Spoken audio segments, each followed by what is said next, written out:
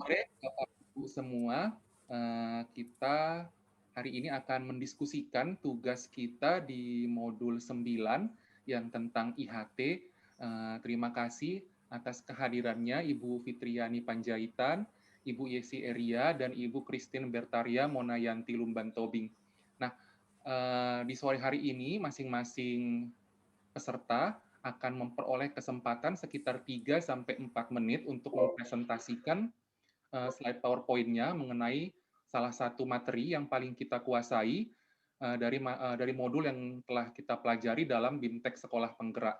Nah, untuk kesempatan pertama kita berikan kepada Ibu Yesi Eria yang akan mempresentasikan materi mengenai pendidikan yang memerdekakan.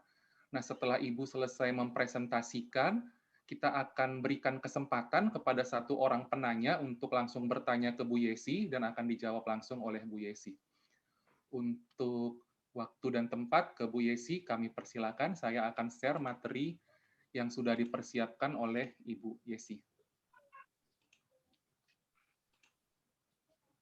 Baik, terima kasih host kita yang ganteng, Pak Fris Damanik.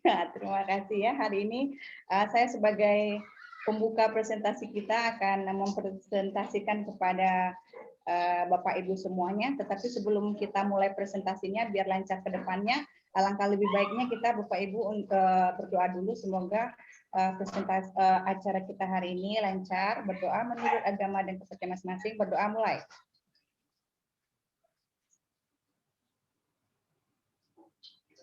Berdoa selesai. Bapak Ibu, seperti yang sudah terlihat di layarnya ya, hari ini giliran saya mempresentasikan mengenai pendidikan yang memerdekakan. Tapi sebelumnya mungkin Pak Tus bisa bantu saya untuk menampilkan slide berikutnya. Nah, itu tuh ada dua gambar ya Bapak Ibu, bisa kita lihat. Kira-kira menurut Bapak Ibu yang mana nih pendidikan yang kita laksanakan di kelas? Yang pertama, Bu, saya yang mungkin dilaksanakan minta jawaban ke Ibu Fris.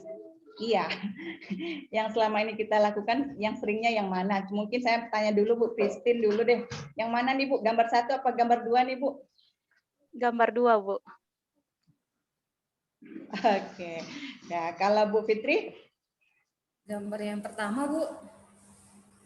Gambar yang pertama. Kalau Pak Fris saya nggak nanya. Karena dia ketua segen saya nanya-nanya Pak Bis. Baiklah, ini kan tentang Merdeka Belajar ya. Konsep Merdeka Belajar ini kan sekarang ini lagi digaungkan oleh Bapak Menteri kita, Bapak Nadiem Makarim. Nah, sebenarnya apa sih pendidikan yang memerdekakan itu? Lalu pertanyaan berikutnya adalah sudah merdekakah siswa kita ketika kita mengajari dia di kelas? Nah, pertanyaan itu mungkin bisa kita jawab ya. Di hati saja, nggak usah diungkapkan. Nah, sebenarnya apa itu pendidikan?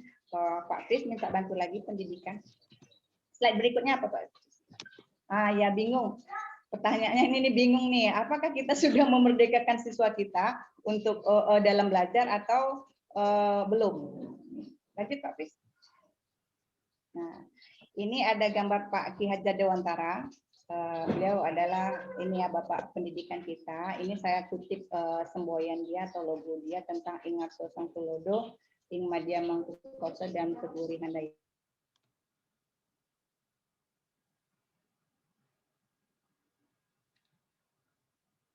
Ibu Yesi.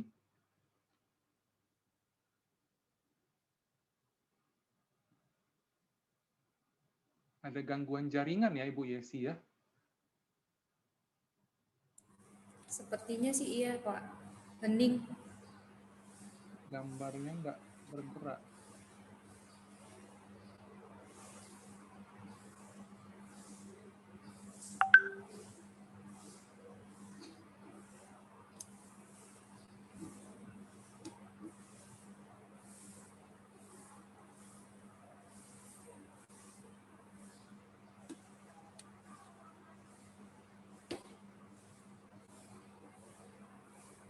Mungkin kita hubungi ya Bu ya, supaya coba masuk kembali Bu itu, melanjutkan presentasinya. Oh, udah masuk kembali.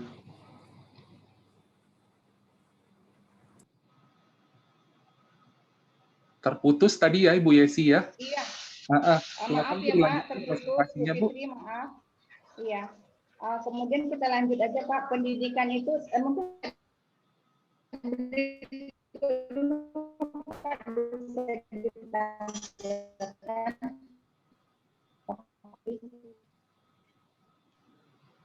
Bu Yesi suaranya putus-putus. Iya, Yesi suaranya putus. Nah, nampak ya Bapak Ibu? Nampak ya. Sekarang udah jelas Bu, silakan Bu. Iya, gimana nih Pak? Udah jelas. Ya. Nah, itu saya kutip saja, itu pendidikan menurut Pak Ki Hajar Dewantara, bisa Bapak Ibu baca, dia adalah sebuah tuntunan, bukan tuntutan ya Bapak Ibu. Kalau tuntutan jadi siswanya nggak merdeka nanti. Nah, itu kata kuncinya. Bisa dibaca saja, mampu membimbing siswa kita atau menuntut siswa kita untuk mencapai kebahagiaan yang setinggi-tingginya sebagai manusia maupun sebagai anggota masyarakat yang bermartabat. Itu kata kuncinya. Slide berikutnya Pak.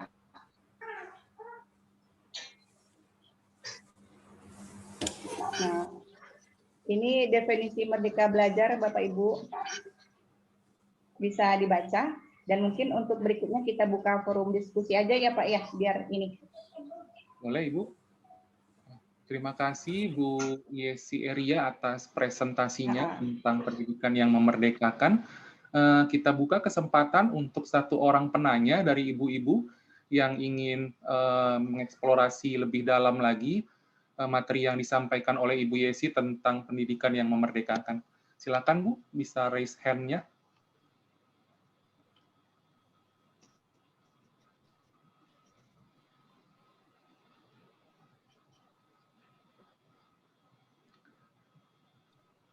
Saya Pak. Oh, silakan Bu. Kira-kira ya Bu Yesi, ciri-ciri pendidikan yang merdeka itu yang bagaimana ya Bu? Iya. Supaya bisa nanti saya terapkan di lingkungan tempat saya kerja gitu. Ya, kalau konkretnya ya mungkin ya Bu Yesi ya, konkretnya pendidikan yang merdeka itu, yang memerdekakan itu seperti apa ya Bu Yesi? Aplikasinya gitu Bu. Iya, aplikasinya.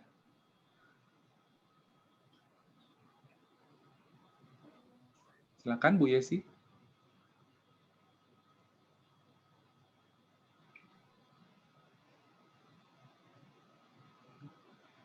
Kita tunggu Ibu Yesinya kembali ya Bu Christine, karena sepertinya Ibu itu masalah jaringan Iya, lagi. Iya Pak. Iya Pak.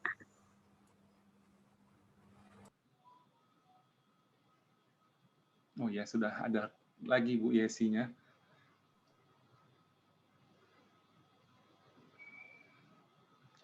Ini masalah yang tidak bisa dikendalikan ya Bu ya, masalah cuaca, karena kan di lokasi kita kalau di Medan sedang hujan lebat, ada guntur dan petir. Ya, Pak. Kita tunggu Bu Yesinya. Ya, silakan Bu Yesi. Pertanyaan dari Bu Christine saya boleh ulang kembali. Pertanyaan dari Bu Christine. Iya ya Pak. Kira-kira konkretnya, penerapannya, implementasinya gimana itu Bu, pendidikan yang memerdekakan di sekolah, supaya bisa kita jadikan panduan dan teladan juga di sekolah kita masing-masing. Oh iya, baik Pak Fris. Tapi sebelum saya menjawab, saya mau sharing dulu sama Bu Fitri. Kira-kira di sekolah Ibu penerapan Merdeka Belajar ini gimana Bu? Biar nanti kita simpulkan aja gitu. Oke, terima kasih Bu Yesi. Nah, kalau di tempat saya nih ya, apakah ini termasuk dikategorikan Merdeka Belajar gitu ya? Jadi kalau di tempat saya ngajar, sebelum mereka masuk di kelas jurusan IPA atau IPS, mereka dikasih tes awal gitu ya, tes awal. Terus itu dengan ada juga dinilai sama psikolog, dan mereka juga diambil dari rapotnya untuk menentukan IPA atau IPS. Artinya mereka tidak dipaksa. Sekolah tidak memaksa mereka harus ke IPA, mereka harus ke PS, tidak. Jadi kita di sekolah itu menentukan anak itu jurusan IPA atau IPS berdasarkan tes tadi, tes awal dan hasil psikolognya, dan juga kita sudah diskusi dengan orang tua. Dan satu lagi diambil dari hasil rapot waktu mereka masih SMP. Nah, ya itu sih dari saya Bu Yesi. Terima Ya, kasih. terima kasih Bu Fitri. Ya, Bu, ya. Kalau Pak Pris gimana Pak Pris? Pak Pris ini sekolahnya keren ini. Hampir sama Bu. Di kelas juga kita usahakan tidak terlalu banyak tuntutan Bu, tidak terlalu banyak membebani tugas. Kita usahakan gimana caranya supaya situasi pembelajaran di kelas itu menyenangkan, anak-anak jadi menyenangi pembelajaran, dan bisa kami lihat hasilnya, jumlah anak yang cabut atau yang tidak masuk tanpa keterangan atau alpa itu berkurang Bu, karena kita berusaha menciptakan di kelas itu gimana caranya supaya suasana pembelajarannya bisa menyenangkan. Jadi anak-anak tidak terbebani tapi merasa bebas, merasa menyenangi pembelajaran gitu kita Bu. Artinya kemerdekaan mereka tidak terenggut ya Pak ya? Iya. Itu konsepnya ya Pak ya? Iya. Oke. Bu Christine gimana Bu Christine, bisa disimpulkan itu Bu Christine, jawaban dari dua teman itu sudah baik itu Bu Christine? Ibu lah yang menyimpulkan, Bu. Ya, artinya sebenarnya konsep Merdeka Belajar ini kan sebenarnya penerapannya seperti yang disampaikan tadi, dia tidak membebani siswa, tidak merenggut kebahagiaan siswa. Artinya dia dalam belajar itu enjoy, jangan terlalu banyak tuntutan lah kepada siswa, karena belum tentu juga apa yang kita ajarkan itu yang mereka mau, kan gitu Bu Christine. Ya kan Bu Fitri. Kemudian juga tadi ada sebelum anak itu masuk ke sekolah kan ada tes, tapi tes itu saya rasa bukan menjadi acuan ya, mana tahu aja tesnya beda tapi hasil anaknya pun, kemauan anak pun beda, tapi sebagai acuan aja, nanti bisa didiskusikan dengan orang tua, anaknya, dan sekolah. Mungkin itu Bu Christine. Baik Bu, terima kasih. Baik. Sepertinya konsep Merdeka Belajar sudah mulai tergambar ya Bapak Ibu, tapi sebelum saya akhiri, saya ingat tuh permainan kita dengan fasilitator kita Pak Musadi. Nah, hari ini saya ingin mengulang kembali. Nah, saya ingin melempar buah nih di sore hari ini. Saya ingin lempar buah ke Bu Christine, saya kasih anggur biar dia semangat. Tangkap ya Bu Christine. Nah. Tangkap Bu. Ditangkap Bu. Pak Fitri. Dilempar biar kita semangat Bu. Sebelum saya tutup ya Bu ya. Saya lempar lagi ya. Ini anggur saya lempar ke Bu Kris. Disambut Bu Kris. Oke. Enak loh Bu. Nah, kasih ke siapa Ibu kasih lempar buahnya Bu? Udah aku makan Bu. Iya, harus dapat kawan kita, harus dapat Pak Kris. Kasihan Pak Kris ketua kita tuh. Tadi udah persiapan. Udah dimakan Bu, buah anggurnya udah habis. Makasih ya Bu. Baiklah Bapak Ibu semua, saya rasa sudah saya tampilkan slide-slide-nya. Semoga ini dapat kita terapkan dalam proses pembelajaran saya Bapak Ibu. Nanti saya minta tugasnya ke Bapak Ibu untuk menuliskan dan atau menceritakan proses pembelajaran di sekolah Bapak Ibu, apakah sudah merdeka atau belum. Pak Kris, terima kasih atas kesempatan yang diberikannya. Selamat sore. Ya, terima kasih kepada Bu Yesi Eria atas pemaparannya yang menarik dan mencerahkan kita mengenai pendidikan yang memerdekakan itu seperti apa sih contohnya, seperti apa sih konsepnya. Semoga bisa kita terapkan, kita bawa ke sekolah masing-masing. Kesempatan berikutnya kita berikan kepada Ibu Fitriani Panjaitan.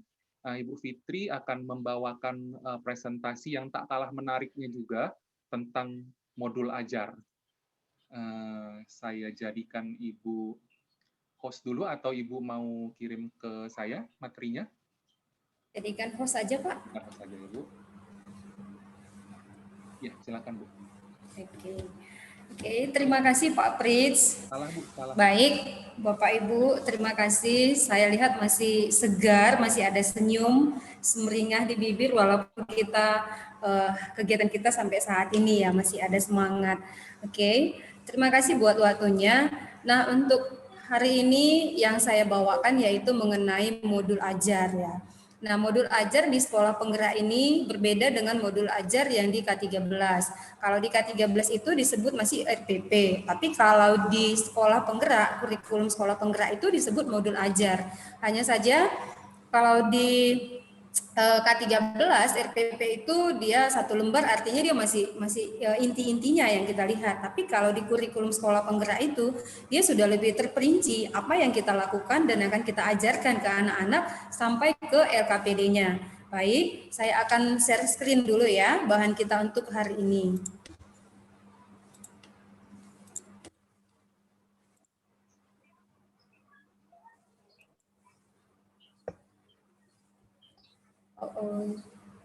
Sebentar ya.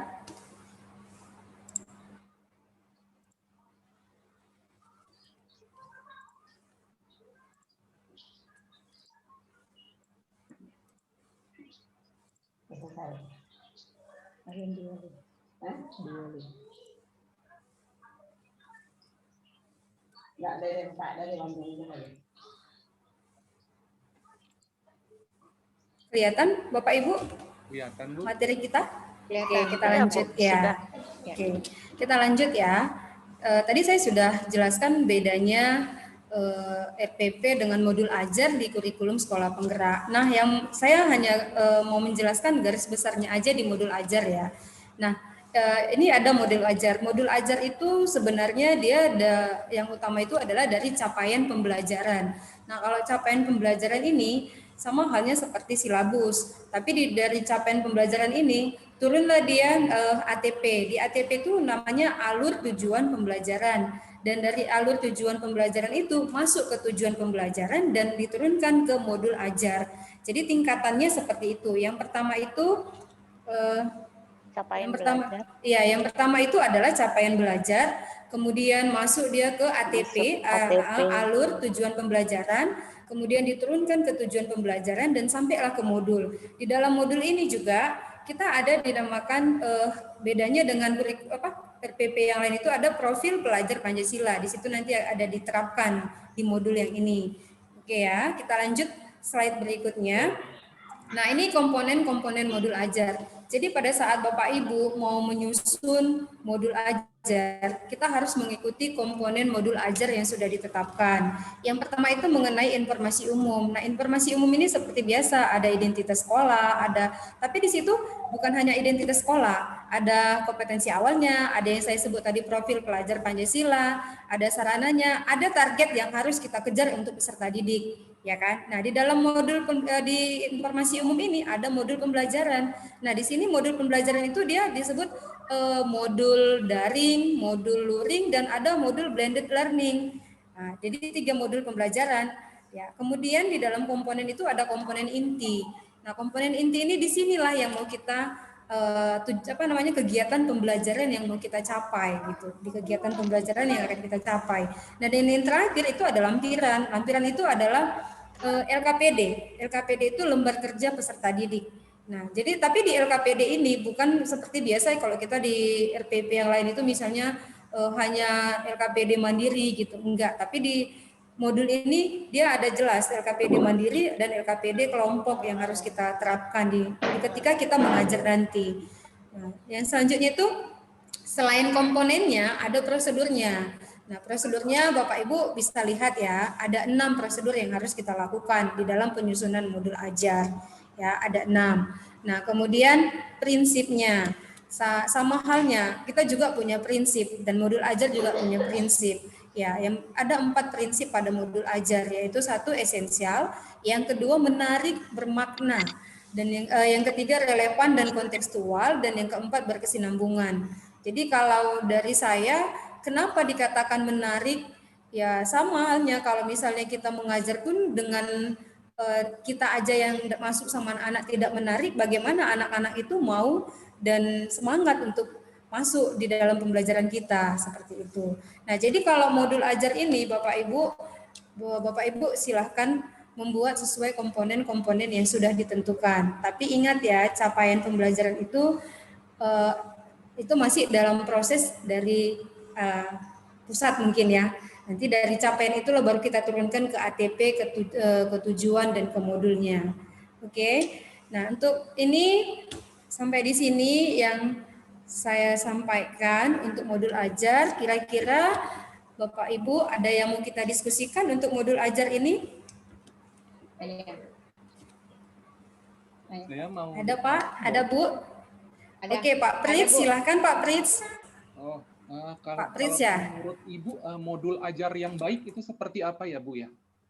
Oke, pertanyaannya, kira-kira menurut saya tuh modul ajar apa yang menarik gitu ya Pak ya. Nah, modul ajar yang menarik itu adalah modul ajar yang memang kita susun sudah sesuai dengan komponen-komponen yang telah ditentukan. Jadi artinya kita nggak lari ke sana, lari ke sini, enggak. Tapi ikutilah urutan-urutan ketentuan-ketentuan yang sudah dibuat begitu. Itulah kalau menurut saya modul ajar yang menarik karena setiap kita mengajar pasti kan kita sudah punya rencana ya. Rencana itu kan harus kita buat 1, 2, 3, 4 gitu. Jadi dia berurut. Artinya kesampaian materi apa yang akan kita ajarkan ke anak-anak. Itu. Terima kasih Pak Pritz. Oke. Nah, Bapak Ibu untuk tugas kita silakan Bapak Ibu buat satu contoh modul ajar sesuai dengan mata pelajaran Bapak Ibu masing-masing.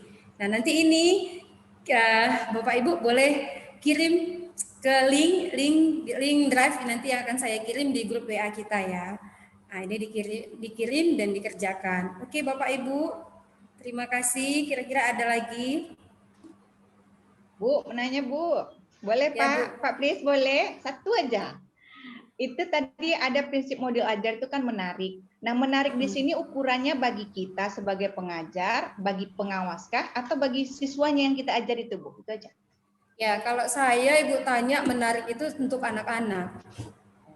Bagaimana? Jadi kita lihatkan ke anak-anak modul ajar kita itu ya, Bu?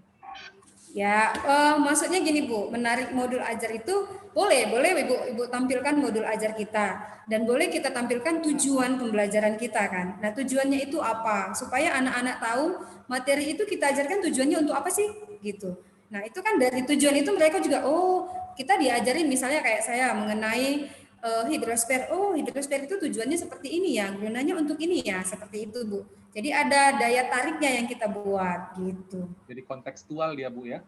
Iya Pak, oke. Ya. Baik, terima kasih Pak, terima kasih Ibu. Ya, terima kasih Bu Fitri. Boleh di stop share Bu? Bentar ya Pak. Oke. Bapak Ibu, karena waktu kita di room Zoom ini hanya tinggal 4 menit, bagaimana kalau kita akhiri dulu di room Zoom ini, kemudian kita masuk kembali, nanti kita akan lanjutkan dengan pemaparan dari saya dan dari Ibu Christine. Terima kasih Bapak Ibu atas kehadirannya di room Zoom yang ini. Terima kasih atas pemaparan yang menarik dari Ibu Yesi dan Ibu Fitriani. Kita akan kembali lagi Bu di room Zoom yang berikutnya. Ya. Terima kasih. Oke Pak, terima baik, kasih Pak. Terima kasih. Izin live ya Pak. Ya Bu. Ya.